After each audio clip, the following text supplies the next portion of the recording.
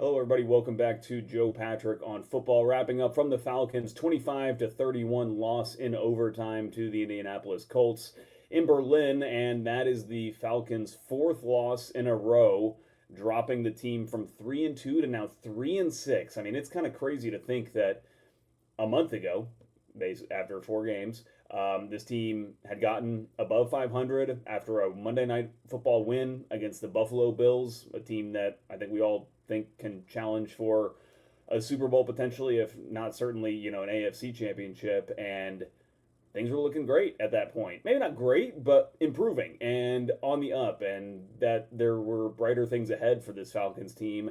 And since then, it's been an absolute capitulation with four straight losses, have not been able to stop the bleeding. We've seen inconsistencies happen in games. We've seen injuries really hamper and cripple the team in certain respects.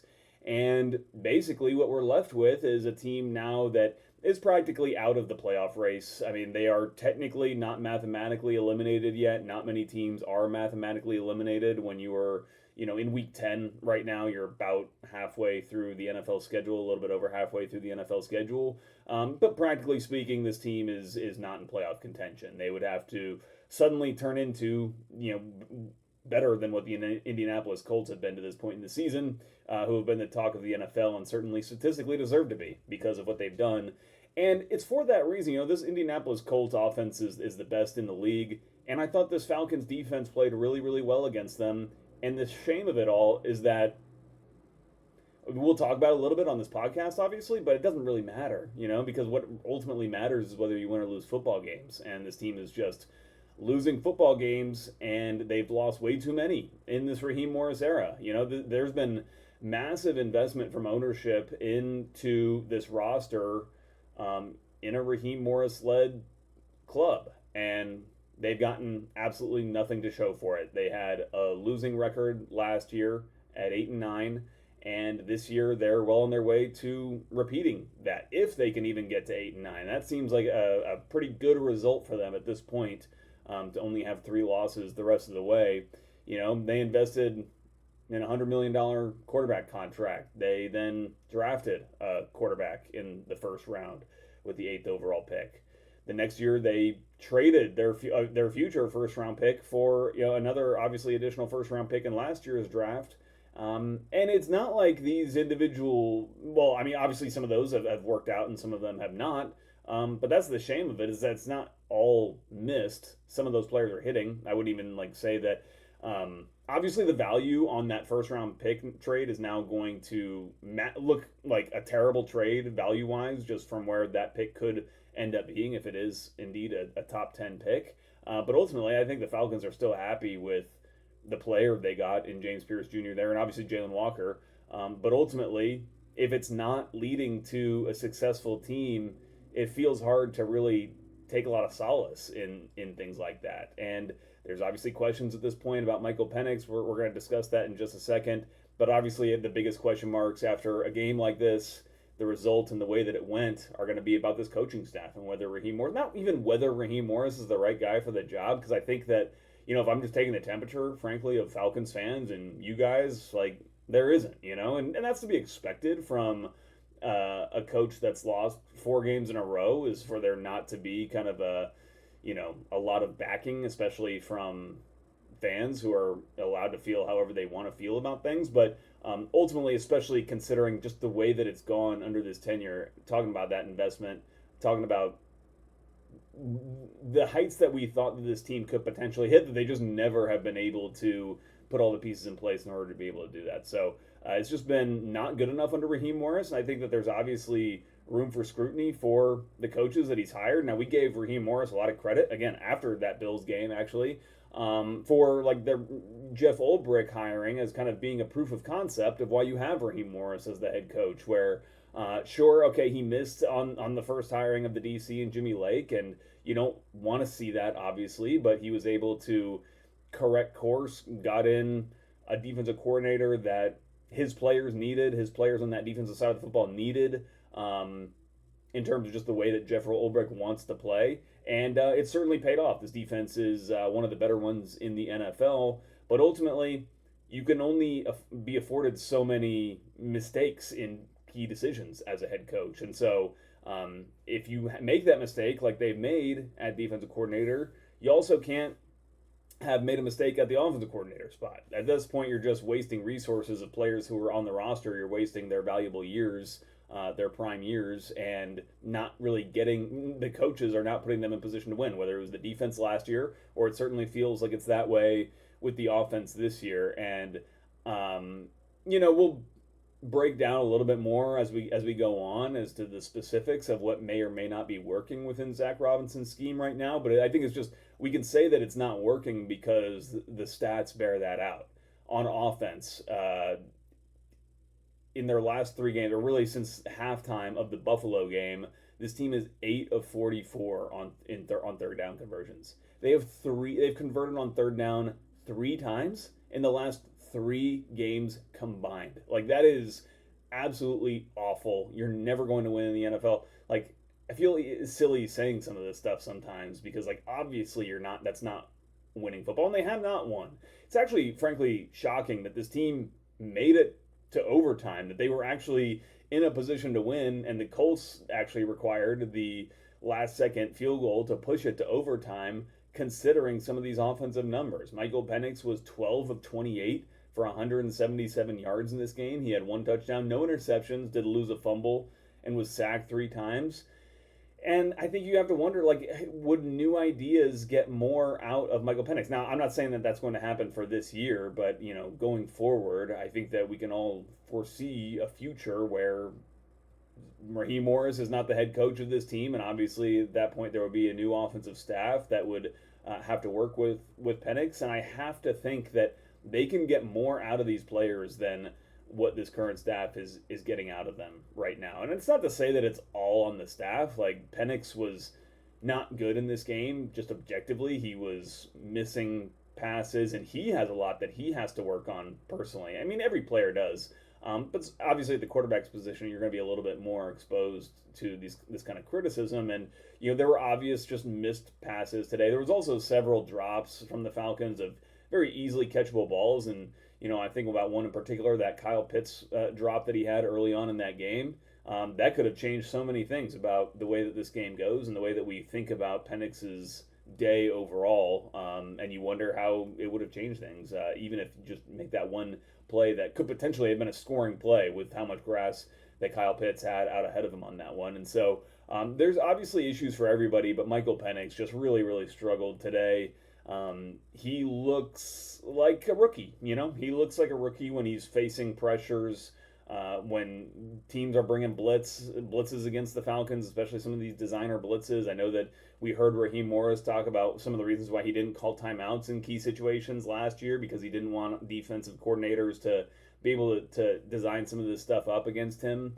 And I think we're seeing a little bit of the reason why. I'm not saying that, I'm talking about obviously that Commanders game from last year, not saying that that was ultimately the right decision because of that, but you do see the struggles that he and the offensive line are having with that. I think the running game isn't even optimized, even though it was a lot better today, and especially when you got Tyler Algier involved. He was running like a damn menace. It was, you just feel like there's still more on the table for this team right now. Like, it's not that much better of a performing offense, if it's better performing offense at all, than this team was under Arthur Smith and Desmond Ridder. And, like, okay, yeah, you're not turning the ball over like those offenses were, but I think that those offenses were, moving the ball, controlling the time of possession better, obviously converting on third downs better, keeping the down and distances where they wanted them better than what this team is. I mean, this team is consistently in third and long situations. They got beat in time of possession. They got out Atlanted, as Raheem Morris would say, 40 minutes and 20 seconds to 26:09. So you got destroyed in time of possession today, and it felt like it. It felt like a defense that was fighting, but ultimately they've just been on the field way too long, and at some point that dam is going to break, and ultimately it does when Jonathan Taylor busts off an 83-yard run, and then things kind of unraveled from there. But, obviously there's like so much to talk about and so much to criticize, frankly, on that offensive side of the football. The wide receivers room is another one where it's just, it's a mess right now. I don't know how to make sense of Darnell Mooney's downfall here in Atlanta, I guess. I don't know a better way to really phrase it, but I mean, you go back to last year, and he would have been making some of these catches, some of these balls that were thrown his way today. I feel like last year he would make those catches, and today for whatever reason they're coming off his fingertips or the ball's nowhere near him. He is a smaller target, so it does kind of need to be put on him a little bit more. But still, it seems like some of these throws from Penix to Mooney are nowhere close.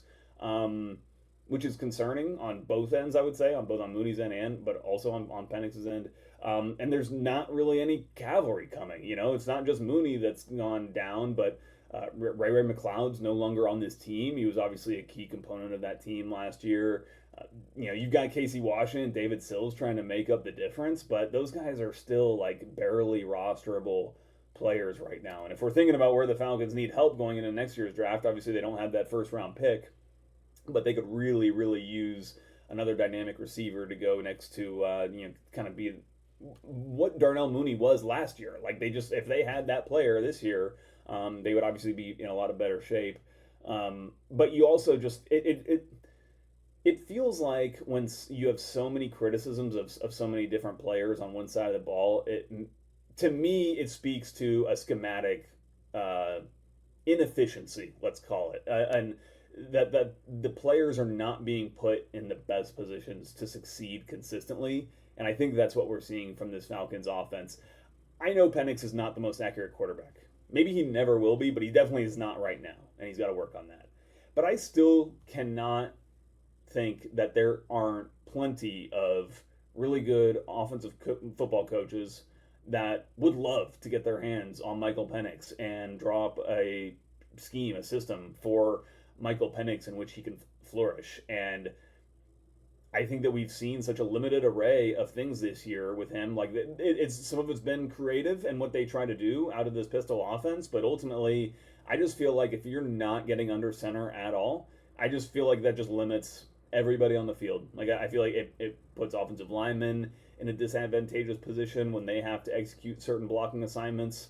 Feel like it doesn't really help the backs as often, especially if they want to run this outside zone, which I understand you can technically run it out of pistol, but I really do think that when you are running it out of pistol, you are not really holding either the backside edge or just like the ball's getting in the hand of the running back so early that defenses are more able to crash down on it. Not to say that it can't ever be a successful running play, obviously, but I just feel like over time, when more and more reps occur, you're just going to be more inefficient when you're running that kind of stuff, the kind of stuff the Falcons are trying to do out of pistol. And there obviously isn't a lot of coherent marriage of the run game and the passing game. And we did see more play action game, which I actually liked, and I thought that it was a good thing to see. But it still wasn't particularly effective in terms of the fact that the completion percentage was so low, et cetera, et cetera. And Zac Robinson said a couple weeks ago that Dwayne Ledford, the team's run game coordinator, basically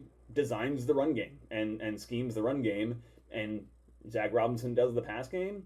And that's kind of how this team looks. It looks like a bifurcated team that has like its run stuff and its pass stuff, but they don't really mix all that well, or they become very predictable when they are running them because they're kind of in these silos and who's basically in control of putting those plans together. So it's a lot to kind of digest right now in the wake of this one loss, but in the wake of the loss, it's just clear that, there's nothing really going for this coaching staff right now, and it only feels like there's one way it's going to resolve, which is for them to eventually move on. And when that happens, I think is going to be the big question. I will kind of continue to say I don't really foresee anything changing midseason, especially like when they're still technically mathematically in playoff contention. Maybe after they're formally eliminated from playoff contention, then you could see potentially a firing, but I don't even know if that is logistically like the correct thing to do, especially for the players. I think you have to be of the mindset of like what's best for the development of our players at the given time. And I think you could argue on the one hand, like, okay, well, we shouldn't be messing around in this offense that's been schemed for them any longer. The other is, okay, well, are we just kind of chicken scratching offense together to run for the last 3 weeks if we, get rid of certain staff members? and just run something really basic. That's not really helping the guys all that much either. So, and would it even be different? Like, I don't even think it's possible to like get too much different from what this team is doing right now on the field throughout the rest of the season. So we'll see. And I don't really care. I know a lot of fans. And I understand. Like, I'm a fan too. I was I was calling for Ryan Day to be fired last year after I'm an Ohio State fan. After they lost to Michigan last year, I'd had enough. Then Ohio State goes and wins the national championship. But I would just say that to say that like I also get like fiery angry at my teams. Now I don't get that way. Although I did grow up a Falcons fan, do still consider myself a Falcons fan. Just when I'm in the role that I'm in, I don't get kind of fiery, angry, and like emotional about it, like I do with frankly some of my other fandoms. But I say that to say that I understand why people like kind of demand the red meat of wanting the head coach fired like as soon as possible, or at least sometime during the season to kind of make a point. But I just don't know if I'm not sure if it's the right thing to do. It might be, I don't know, but that's not my decision to make ultimately.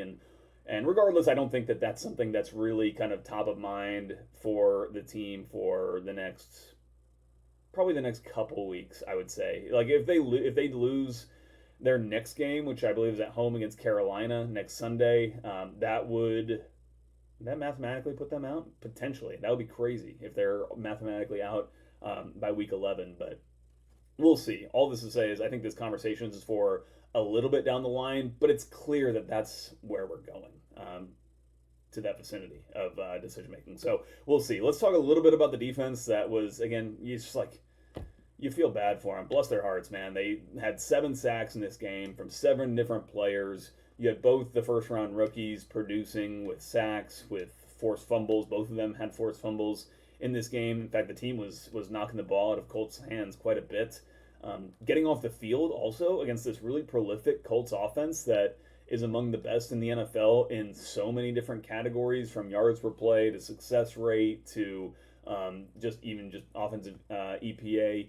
Falcons got off the field on third down 10 out of 12 times. The Colts were 2 of 12 on their third down conversions today. Really, really good from them.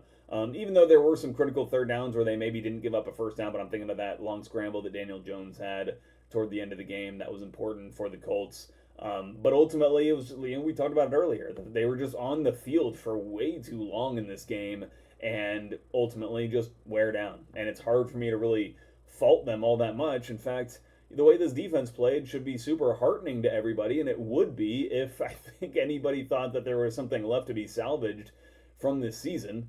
I think there are salvageable parts of this defense, though, in terms of just the players that you're developing, the performances that we're seeing from some of these guys. Zach Harrison has another sack today, continues to also be one of these younger players who is really producing. Brandon Dorlus gets a sack today. He continues to be really active up front.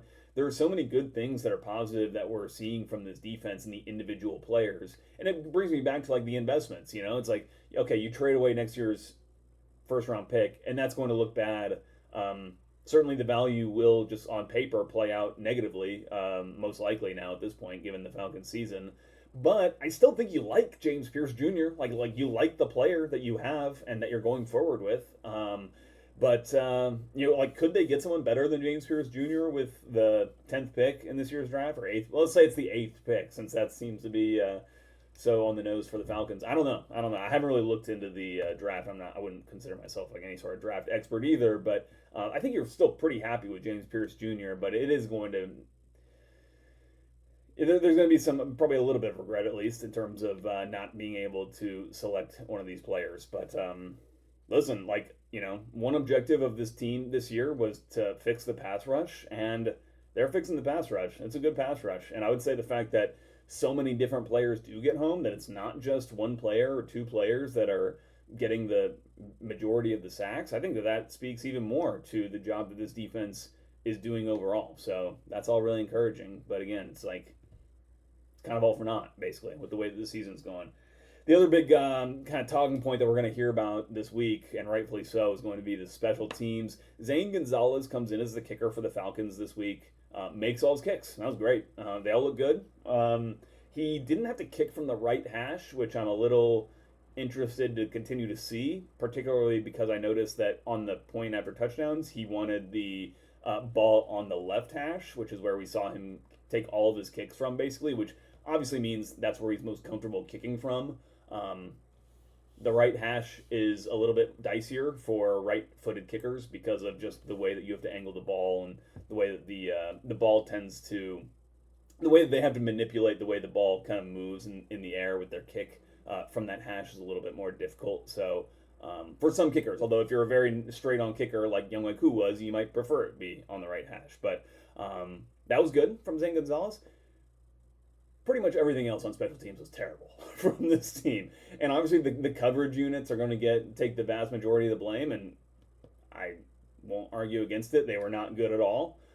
But they were not the only lacking special team unit, and I would kind of say that the Falcons' own return teams were just as disappointing for me. Like Jamal Agnew, whether it's slipping or just kind of running into his own blockers or trying to have a huge return and not really picking up like getting too horizontal on the return and not just picking up ground basically on the return and picking up yardage. It was a mess. It was a mess. And, it just makes me think it's kind of emblematic of this entire Falcons season with the problems, which just seem like it's like a Whac-a-Mole. It's that game at Dave and Buster's or Chuck E. Cheese or wherever you play Whac-a-Mole.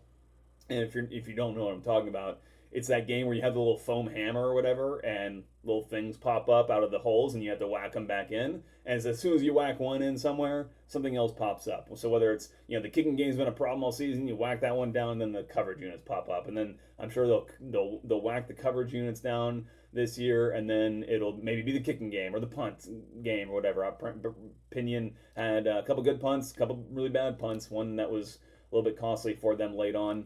But it's not just the special teams either with I call these whack-a-mole problems. It feels like that's just happening all over the place in areas of the team, whether it's this wide receiver room that at one point looked pretty solid and now is a clear weakness for you, whether it's the injuries that are occurring that are forcing reserve players to play big time, minutes and moments for you and trying to find solutions in all these places. It's just, part of that's the way that the NFL goes, but I think the Falcons have also kind of brought some of that on themselves with just the way that this team has been led, frankly, over the last couple of years.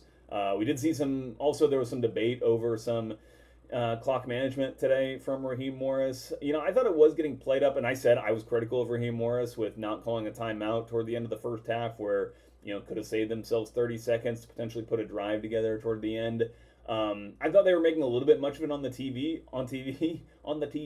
Although I would say that I agreed with them in general that it was too passive of a decision just to let that thing tick down because the Falcons had the Colts in a 3rd and 11 situation, and just statistically, the way that the rate that teams convert that would suggest that you should call a timeout. And I saw some kind of rebuttals to me saying like, well, any other team in the NFL should call a timeout except for the Falcons because the Falcons definitely give up the first down, which is fair enough to think. But that's kind of admitting that the right thing to do is to call the timeout. You just feel a certain way about your team, which again I totally understand. But yeah, not a good day. The Falcons lost a couple weeks ago in that diabolical game to the Dolphins, and we said, listen, when you lose a game like that, that wasn't the end of their season at that point.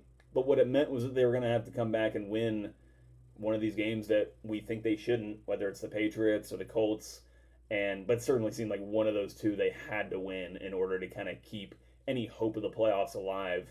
And tough as it is, both games were winnable.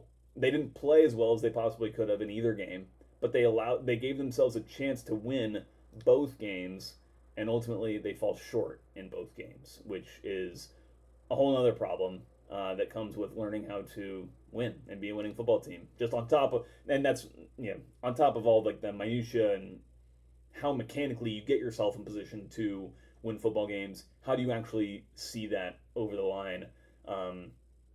It's one of those things I don't know if you can actually quite explain it, but you just have to learn. You have to experience and accomplish wins, and it's a team feeling that starts to happen. A confidence that starts to grow within the locker room, and you start to expect yourself to pull it out in some of those situations where we see the Falcons continue to not pull it out. So disappointing day. Falcons dropped to 3-6 overall after a morning game in Berlin, Germany, where they will now have a long flight back and get themselves ready to host the Carolina Panthers at Mercedes-Benz Stadium.